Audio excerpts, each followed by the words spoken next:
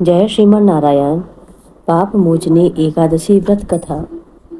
अर्जुन बोला, हे मधुसूदन, मैं ज्यों ज्यों एकादशियों के व्रतों की कथाएं सुन रहा हूँ, त्यों त्यों अन्य एकादशियों के व्रतों की कथाएं सुनने की मेरी उत्सुकता बढ़ती ही जा रही है।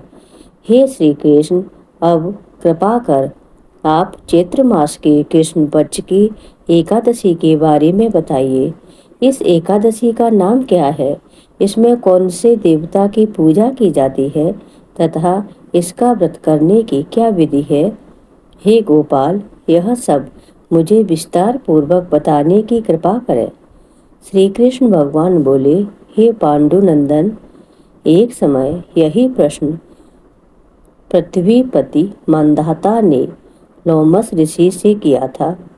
जो कुछ लोमस ऋषि ने नृपत मंदाता को बताया था, वही मैं तुमसे कहता हूँ।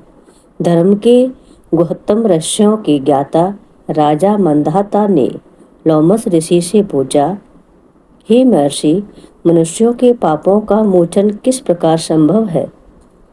कृपा कर कोई ऐसा सरल उपाय बताइए जिससे सहज ही पापों से छुटकारा मिल जाए।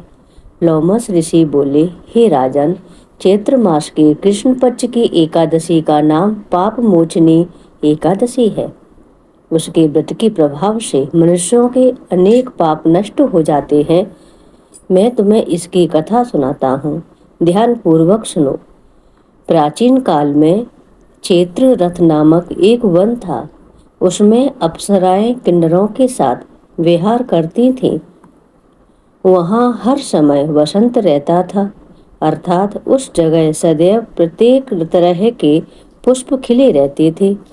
कभी गंधर्व कन्याएं विहार किया करती थी, कभी इंद्र अन्य देवताओं के साथ क्रीड़ा किया करते थे। उसी वन में मेधावी नाम के एक ऋषि भी तपस्या में लीन रहते थे। वे शिव भक्त थे। एक दिन मंजू घोषा नामक एक अप्सरा ने उनको मोहित कर उनके नैकट्य का लाभ उठाने की चेष्टा की। इसके लिए वह कुछ दूरी पर बैठ वीणा बजाकर मधुर स्वर में गाने लगी। उसी समय कामदेव भी शिव भक्त उन मुनि को जीतने का प्रयास करने लगे। कामदेव ने उस सुंदर अप्सरा के भ्रू का धनुष बनाया, कटाक्ष को उसकी प्रतीक्षा बनाई और उसके नेत्रों को उस मंजू घोषा अप्सरा का सेनापति बनाया। इस तरह कामदेव अपने शस्त्र भक्त को जीतने को तैयार हुआ। उस समय मेधावी मुनि भी युवा तथा अष्ट पुष्ट थे। उन्होंने यज्ञोपवीत तथा दंड धारण कर रखा था। वे दूसरे कामदेव के समान प्रतीत होते थे। उस मुनि को देखकर कामदेव के वश में हुई मंजू घोषा ने धीरे धीरे मधुर वाणी से वीणा का गाना शुरू किया, तो मेधावी मुनि भी मंजू घोषा के मधुर गाने पर तथा उसके सौंदर्य पर मोहित हो गए। वह अप्सरा मेधावी मुनि को कामदेव से पीड़ित जानकर उनसे आलिंगन करने लगी। मेधावी मुनि उसके सौंदर्य पर मोहित होकर शिव रहस्य को भूल गए और काम के वशीभूत होकर उसके साथ रमण करने लगे। उस मुनि को काम के वशीभूत होने के कारण उस समय दिन रात का कुछ भी ध्यान न रहा और बहुत समय तक वे रमण करते रहे। तदुपरांत मंजू घोषा उस मुनि से बोली, हे मुनि, अब मुझे बहुत समय हो गया है, अतः स्वर्ग जाने की आज्ञा दीजिए। उस अप्सरा की बात सुनकर मुनि बोले, हे सुंदरी, संध्या को तो आई हो, प्रातः काल होने पर चली जाना। मुनि के ऐसे वचनों को सुनकर अप्सरा उनके साथ रमण करने लगी। इसी प्रकार उन्होंने साथ साथ बहुत समय बिताया।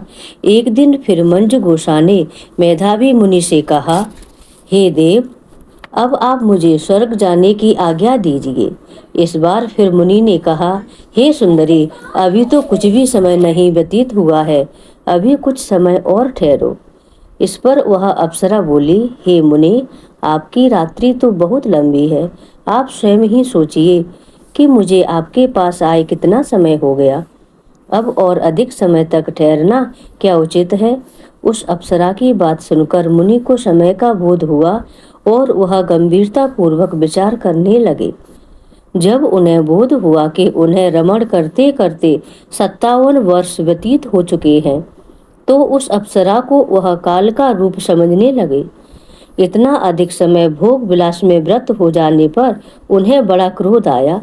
वह अत्यंत क्रोधित हुए और उस तप नाश करने वाली अप्सरा की तरफ भ्रुकुटी तान कर देखने लगे। उनके अधर कांपने लगे और इंद्रियां बेकाबू होने लगी।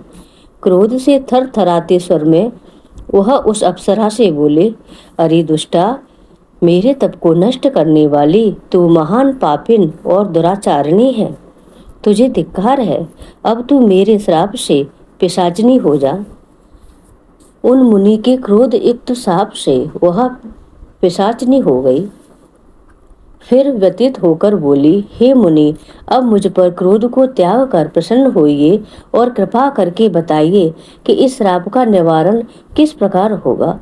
विद्वानों ने कहा है, साधुओं की संगत अच्छा फल देने वाली है, इसलिए आपके साथ तो मेरे बहुत वर्ष व्यतीत हुए हैं, अतः अब आप मुझ पर प्रसन्न हो जाइए, अन्यथा लोग कहेंगे कि एक पुण्य आत्मा के साथ रहने पर मंजू घोषा को पिशाचिनी होना पड़ा। मंजू घोषा की बात सुनकर मेधावी मुनि को अपने क्रोध पर गिलानी भी हुई और अपनी अपकीर्ति का भी भय हुआ। अतः पिशाचिनी बनी मंजू घोषा से उन्होंने कहा, तूने मेरा बड़ा बुरा किया है, परंतु फिर भी मैं तुझे इस शाप से छूटने का उपाय बतलाता हूँ। चैत्र माह के कृष्ण पक्ष की जो एकादशी है, उसका नाम पाप मोचनी है।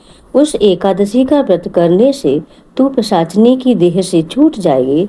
इस प्रकार मुनि ने उसको समस्त विधि बतला दी। फिर अपने पापों के प्रायश्चित के लिए वे अपने पिता च्यवन ऋषि के पास गए। च्यवन ऋषि अपने पुत्र मेधावी को देखकर बोले, अरे पुत्र, तूने ऐसा क्या किया है?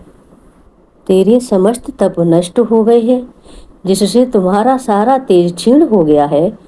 मेधावी लज्जा से सिर झुकाकर बोले, पिताजी, मैंने एक अप्सरा से रमण करके बहुत बड़ा पाप किया है। इसी पाप के कारण संभव मेरा सारा तेज और मेरे तप नष्ट हो गए हैं। कृपा करके आप इस पाप से छूटने का उपाय बताइए।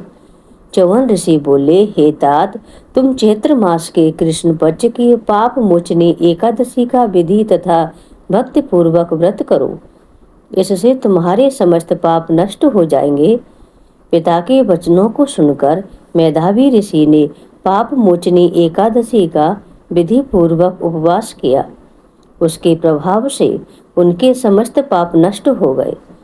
मंजू घोषा अप्सरा भी पाप मोचनी एकादशी का व्रत करने से पिशाचिनी की देह से छूट गई और सुंदर रूप धारण करके स्वर्ग लोक को चली गई। लोमेश मुनि बोले, हे राजन, इस पाप मोचनी एकादशी के प्रभाव से सब पाप नष्ट हो जाते हैं। इस एकादशी की कथा के श्रवण व पठन से 1000 गौदान करने का फल मिलता है। इस व्रत के करने से ब्रह्म हत्या करने वाले, स्वर्ण चुराने वाले, मद्यपान करने वाले, अगम्यागमन करने वाले आदि पाप नष्ट हो जाते हैं और अंत में स्वर्गलोक की प्राप्ति होती है। इस कथा से स्पष्ट है कि दहेजन्य आकर्षण अधिक समय तक नहीं रहता। देह के लोभ में पड़कर मेधावी ऋषि अपने तप संकल्प को भूल गए।